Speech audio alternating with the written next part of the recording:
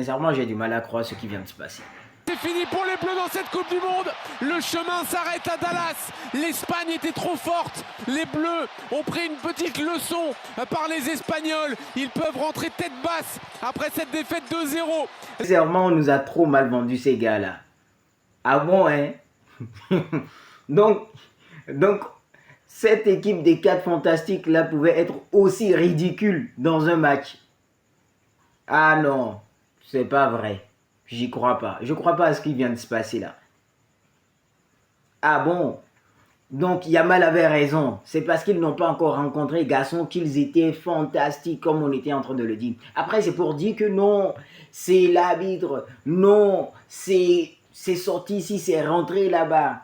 Concentrez-vous les gars. Restez concentrés. L'Espagne se qualifie donc pour la finale de la Coupe du Monde. L'Espagne nous aura tapé 3 fois de suite. Euro, Ligue des Nations, Coupe du Monde. C'est un cauchemar d'affronter cette équipe espagnole. Et on était confiant avec cette équipe de France, avec le visage qui a été montré. Aujourd'hui, l'Espagne nous a totalement éteints, nous a empêchés de jouer. Il y a des choix de Deschamps qui n'ont pas été bons. La réaction de Deschamps au cours du match n'a pas été bonne. La réaction et le visage de certains joueurs n'aura pas été bonne non plus. Et c'est là que ça devient problématique parce qu'on n'a pas exploité ce qu'on aurait dû et pu exploiter de l'Espagne. Et là, tu sors par la petite porte parce que tu n'as même pas ramené de danger à cette équipe espagnole. Les gars, ce soir Didier Deschamps il a parlé de l'arbitrage pour expliquer la défaite. Pour lui, l'arbitre n'avait pas le niveau pour arbitrer une demi-finale de Coupe du Monde. Mais on va pas se mentir, hein, il se trompe de combat. Par contre, là où on peut se poser une question, c'est sur son choix de mettre deux milieux face à l'Espagne. Pour moi, il a fait une grosse erreur. Et je pense qu'on lui a tellement réclamé un jeu beaucoup plus offensif que pour sa dernière Coupe du Monde, il s'est dit vas-y, je vais mettre 4 offensifs, on va se faire plaisir. Sauf que les 4 offensifs, c'était bien contre des petites équipes. Mais quand tu joues face à l'Espagne, t'aurais dû mettre 3 milieux. On aurait dû jouer en 4-3-3. Tu joues face à l'équipe qui a la meilleure possession au monde. Donc tu dois forcément renforcer ton milieu de terrain. Ça, c'est logique. Jouer à 4 attaquants, oui. Quand tu sais qu'en face, ça va être fermé, que tu es au-dessus, que tu vas pousser, tu vas dominer et tu auras le ballon. Mais quand tu joues face à l'Espagne, tu sais que tu n'auras pas le ballon. Tu sais que tu n'auras pas la possession. Et tu sais que leur point fort, c'est leur milieu de terrain. Donc tu devais renforcer le milieu de terrain. Elle a été là l'erreur de Deschamps. Et même à la mi-temps, il a sorti Rabiot, il a mis Koné. Mais au final, il restait que Tchouaméni et Koné. À ce moment-là, il aurait dû même sortir Olysée et mettre un milieu en plus, soit Zahir Emery, soit N'Golo Kanté, peu importe. Mais jouer à 2 milieux de terrain face à 3 milieux de terrain espagnols, mon gars. Déjà 3 contre 3, tu vas pas beaucoup toucher le ballon. Ça va être dur. Mais 3 contre 2, c'est un taureau. Pour eux, c'est facile. Donc franchement, pour moi, faut pas parler d'arbitrage ce soir. L'Espagne a montré qu'ils étaient bien au-dessus. Ils ont gagné la bataille technique, la bataille tactique. Et malheureusement, Deschamps, pour son dernier match en équipe de France, il a perdu la bataille. Il a sa part de responsabilité. Une leçon d'humilité, une leçon de football et surtout une leçon de respect. Je vais même pas m'exciter sur le niveau de l'Espagne, ni sur le niveau de la France, que ce soit positivement, négativement. Je veux juste te dire, arrêtez de penser que parce que l'équipe de France est la plus spectaculaire au monde, tous les autres adversaires, c'est le Salvador. Arrêtez ça. Si je prenais tous les avis qui disaient que la France était minimum 3 buts d'écart, je vous ferais une vidéo de 6 heures. Et c'est pas ça le but. Le but, c'est juste de vous dire, même si t'es la meilleure équipe du monde, la plus impressionnante, la meilleure sur le papier, arrête de croire que tes adversaires, c'est des petits. Sur les 2 derniers matchs, c'était 2 leçons de football avec un 2-0 à l'Euro et un 5-4 en Ligue des Nations. Ça a dit ouais, mais c'était pas la bonne défense. Ouais, mais à l'Euro, Mbappé jouait sous masque. Ouais, mais là, c'est la meilleure équipe de France. L'Espagne, ils sont gays, ils sont surcotés, ça va les éteindre. Est-ce que maintenant, vous serez humble sur les prochaines compétitions ou vous allez continuer comme ça, vous retiendrez pas les leçons?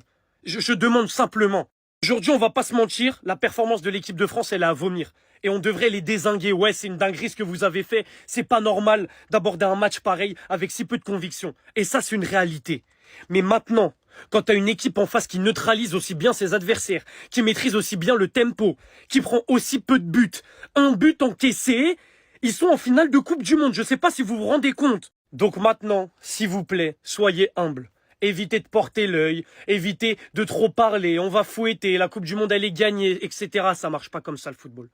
Le football, c'est chacun essaye d'imposer son jeu, et si ton adversaire il a un jeu moins impressionnant que toi, tu le sous-estimes pas. Et il y en a qui vont peut-être parler d'arbitrage, comme ça a été le cas pour Didier Deschamps. Mais aujourd'hui, la réalité des choses, c'est qu'on s'en sort bien au niveau de l'arbitrage. Faut le dire, on s'en sort bien parce qu'il y a un potentiel rouge sur Olysée, il y a un potentiel deuxième jaune sur Adrien Rabiot, on s'en sort bien. On s'en sort très bien. Et sur la première mi-temps, les seules choses positives que tu vois, c'est Adrien Rabiot et c'est Upamecano. Tout le reste, c'est une catastrophe.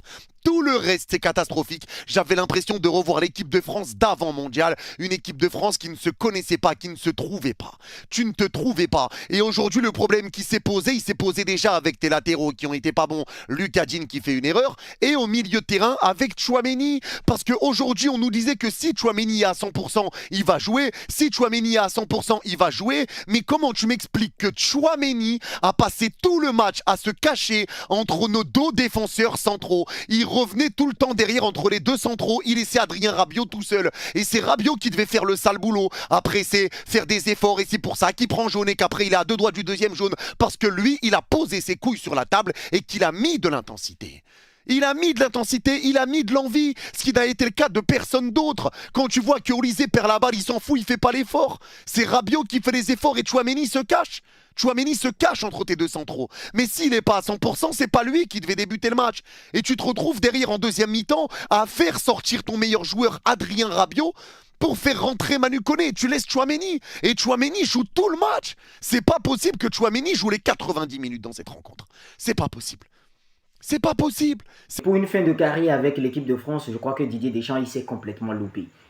Ah non, il s'est complètement loupé. Tu peux pas avoir une équipe française telle qu'elle et rater la finale de la Coupe du Monde. C'est impossible. Tu peux pas avoir cette équipe française, cette équipe-là, et manquer la finale. C'est impossible.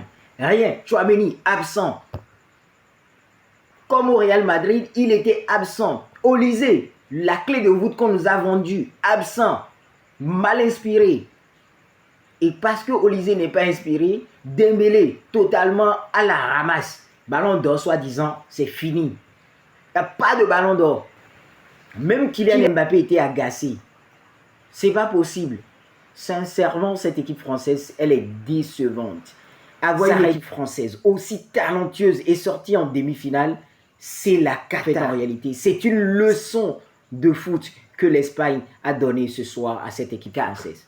L'Espagne que j'ai vue ce soir, c'était comme l'Espagne 2024. À l'Euro 2024, c'est exceptionnel. C'est pas possible. Les gars, dans tous les compartiments de jeu, ils étaient au-dessus. Ils ont montré un visage vraiment, vraiment formidable. Ils ont montré un très bon visage et ils ont été rassurants dans tous les domaines. Félicitations à eux. Moi, je dis en fait, en tout cas, bravo.